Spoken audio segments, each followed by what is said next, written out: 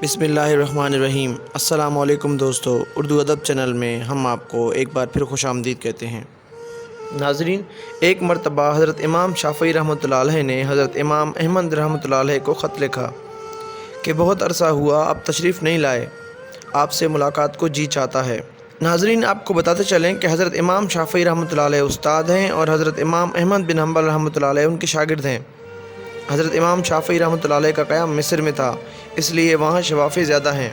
Video شروع کرنے سے پہلے ہمارے نئے آنے والے تمام حضرات سے درخواست ہے کہ ہمارے چینل اردو ادب کو سبسکرائب کر دیں اور بیل آئیکن کا بٹن بھی دبا دیں تاکہ نئے آنے والے ویڈیوز آپ تک فی الوقت پہنچ سکیں۔ تو ناظرین، جب حضرت امام شافعی رحمۃ اللہ علیہ نے خط لکھا، جواب میں حضرت امام احمد بن حنبل رحمۃ اللہ علیہ نے فوراً اپنا پروگرام لکھ کر بھیج دیا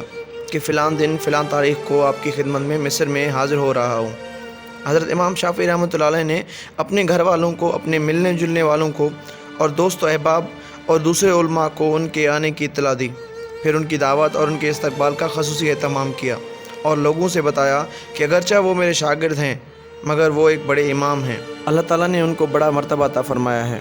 چنانچہ جس دن ان کو پہنچنا تھا اس دن امام شافعی رحمۃ اللہ علیہ اپنے شاگردوں اور دوسرے علماء کو لے کر ان کے استقبال کے لیے شہر سے باہر تشریف لے گئے۔ اس وقت مصر کے جو بادشاہ تھے وہ بھی حضرت امام شافعی رحمۃ اللہ علیہ کے معتقد تھے، وہ بھی امام صاحب کے ساتھ استقبال کے لیے چلے آئے اور پھر بادشاہ کے ساتھ ان کے ارکان دولت بھی، وزراء اور عمراء بھی آ گئے۔ وقت مقررہ پر حضرت امام احمد بن حنبل رحمۃ اللہ علیہ پہنچ گئے۔ حضرت امام شافعی رحمۃ اللہ علیہ نے ان کا بڑا شاندار استقبال کیا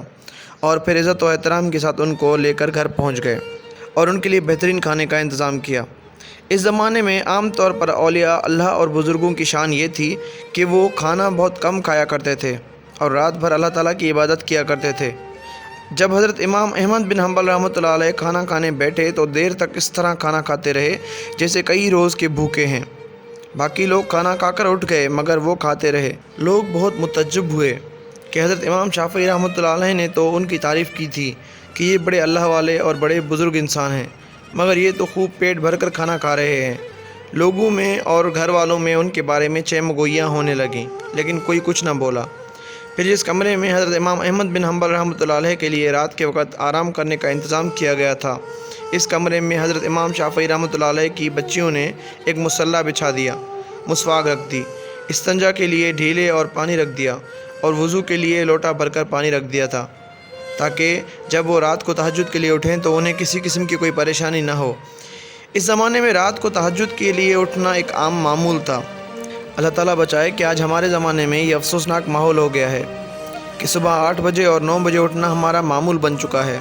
اس زمانے میں تو عام لوگ بھی تہجد کی نماز پڑھا کرتے تھے اور قائم اللیل ہوا کرتے تھے۔ جو علماء اور صلحاء تھے وہ تو رات کے وقت عبادت کیا کرتے تھے۔ اللہ تعالیٰ ہم سب کو بھی تہجد پڑھنے کی توفیق عطا فرمائے، آمین۔ بہرحال حضرت امام احمد بن حنبل رحمۃ اللہ علیہ نے رات کو اس کمرے میں آرام کیا اور صبح اٹھ کر فجر کی نماز پڑھنے چلے گئے۔ جیسے ہی وہ نماز کے لیے نکلے تو حضرت امام شافعی کی بچیاں اس کمرے میں آ گئیں تو وہاں دیکھا کہ پانی کا لوٹا ویسے کا ویسا پانی سے بھرا ہوا ہے، نہ مسواک استعمال ہوئی، نہ ڈھیلے استعمال ہوئے اور نہ وضو کے لیے پانی استعمال ہوا، سب کچھ جیسا تھا ویسا ہی رکھا ہوا ہے۔ اب ان کے دل میں یہ شبہ ہوا کہ شاید رات کو چونکہ زیادہ کھا لیا تھا اس لیے تہجد کے لیے آنکھ نہیں کھلی۔ جب فجر کی نماز پڑھ کر حضرت امام احمد بن حنبل رحمۃ اللہ علیہ تشریف لائے تو گھر والوں نے حضرت امام شافعی رحمۃ اللہ علیہ سے کہا کہ آپ نے فرمایا تھا کہ وہ تو بہت بڑے اللہ والے اور بہت بڑے بزرگ ہیں، مگر رات کو انہوں نے کھانا بھی خوب کھایا اور رات کو ہم نے ان کے وضو اور استنجا کے لیے پانی اور ڈھیلے رکھے تھے، وہ بھی استعمال نہیں ہوئے۔ معلوم ہوا کہ رات کو تہجد کی نماز بھی نہیں پڑھی۔ اب حضرت امام شافعی رحمۃ اللہ علیہ کو بھی تشویش ہوئی، لہٰذا انہوں نے حضرت امام احمد بن حنبل رحمۃ اللہ علیہ کو بلایا اور تنہائی میں لے جا کر ان سے پوچھا کہ اس طرح کی باتیں سننے میں آ رہی ہیں کہ آپ نے کھانا بھی غیر معمولی طور پر کچھ زیادہ کھایا اور جس کمرے میں آپ کے لیے سونے کا انتظام کیا گیا تھا اس کمرے میں آخری شب میں استعمال کے لیے جو چیزیں رکھی گئی تھیں وہ بھی استعمال میں نہیں آئیں۔ کیا بات ہوئی؟ آپ پہلے تو ایسے نہیں تھے، کیا یہاں سے جانے کے بعد آپ کے مزاج میں کچھ تبدیلی آ گئی ہے؟ حضرت امام احمد بن حنبل رحمۃ اللہ علیہ نے فرمایا کہ حضرت، میرے بارے میں جو باتیں ہو رہی ہیں وہ درست نہیں ہیں، بلکہ بات کچھ اور ہے۔ بات دراصل یہ ہے کہ میں جس وقت کھانا کھانے کے لیے آپ کے دسترخوان پر پہنچا اور جس وقت میں نے اس کمرے میں قدم رکھا تو میں نے دیکھا کہ اس کھانے کے حلال اور طیب ہونے کی وجہ سے وہ کمرہ نور سے چکا چوند ہو رہا ہے اور یہ دیکھا کہ آسمان سے لے کر اس دسترخوان تک انوار کی بارش ہو رہی ہے۔ جب میں نے یہ صورتحال دیکھی تو میں نے سوچا کہ شاید اس سے زیادہ حلال اور طیب کھانا مجھے زندگی میں نہیں ملے گا،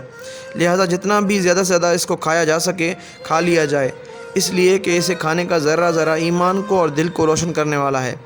اس لیے مجھ سے جتنا زیادہ سے زیادہ کھانا کھایا جا سکا کھا لیا، اور میں نے یہ نہیں دیکھا کہ کون کتنا کھا رہا ہے اور کون میرے بارے میں کیا سوچ رہا ہے۔ جہاں تک مجھ میں کھانے کی سکت تھی میں کھاتا گیا، اور پھر حلال کھانے سے بدہضمی بھی نہیں ہوتی بلکہ وہ سریع الہضم ہوتا ہے اور اندر جا کر جزو بدن بن جاتا ہے اور روح کو منور کرنے کا ذریعہ بن جاتا ہے۔ الحمدللہ میں نے اس کا اثر محسوس کیا۔ کھانا کھانے کے بعد نہ تو مجھے بدہضمی ہوئی اور نہ مجھے کوئی تکلیف ہوئی۔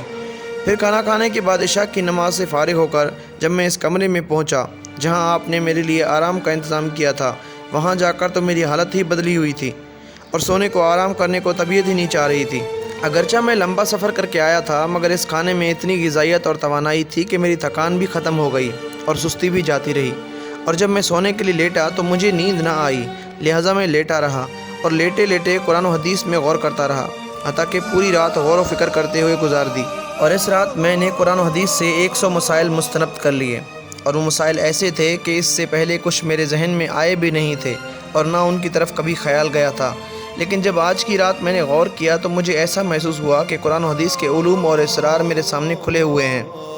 تمام مسائل کی تفصیل اور جوابات میرے ذہن میں آتے چلے گئے اور صبح تک میں مسائل کا استنباط کرتا رہا۔ اسی حالت میں صبح ہو گئی۔ یہ سب آپ کے کھانے کا اثر تھا جو رات بھر میں نے محسوس کیا، اس لیے تہجد کے وقت نہ تو لوٹا استعمال کرنے کی ضرورت پیش آئی اور نہ مسواک کی ضرورت پیش آئی، اور وہی عشاء کا وضو میرے لیے فجر میں کام آیا۔ یہ سن کر حضرت امام شافعی رحمۃ اللہ علیہ نے پھر اپنے گھر والوں کو حقیقت حال بتائی، اور جو لوگ ان کے بارے میں غلط قسم کی باتیں کر رہے تھے ان سے کہا کہ تم نے ان کی شان میں گستاخی کی ہے، لہذا ان سے معافی مانگو۔ اس واقعے سے ہمیں یہ سبق ملتا ہے کہ واقعی ہمارے اندر دین کا جذبہ نہیں ہے اور دین کی طرف میلان نہیں ہے، جبکہ ہم جانتے ہیں کہ دین برحق ہے اور آخرت برحق ہے اور ہمیں آخرت کی طرف متوجہ ہونا چاہیے، پھر بھی دل اس طرف نہیں آتا۔ اس کی وجہ یہ ہے کہ ہماری غذا میں مشتبہ غذا کا بڑا دخل ہے، اس لیے ہم حرام اور مشتبہ غذا سے بچنے کی کوشش کریں، خود بھی بچیں اور اپنے گھر والوں کو اور اپنے بچوں کو بھی حرام اور مشتبہ غذا سے بچائیں کہ کسی کے پیٹ میں حرام اور مشتبہ غذا نہ جانے پائے، ورنہ اس کی وبال سے نہ بچ سکیں گے۔ اللہ تعالی ہم سب کو حلال اور طیب روزی عطا فرمائے اور حرام غذا سے ہم سب کی حفاظت فرمائے، آمین۔ ناظرین، امید ہے آپ کو ہماری ویڈیو پسند آئی ہوگی۔ اگر ویڈیو اچھی لگے تو ویڈیو کو لائک اور شیئر کیجیے گا اور ہمارے چینل اردو ادب کو سبسکرائب کر دیجیے گا۔ پھر ملاقات ہوگی ایک نئے ویڈیو کے ساتھ، تب تک کے لیے اللہ حافظ۔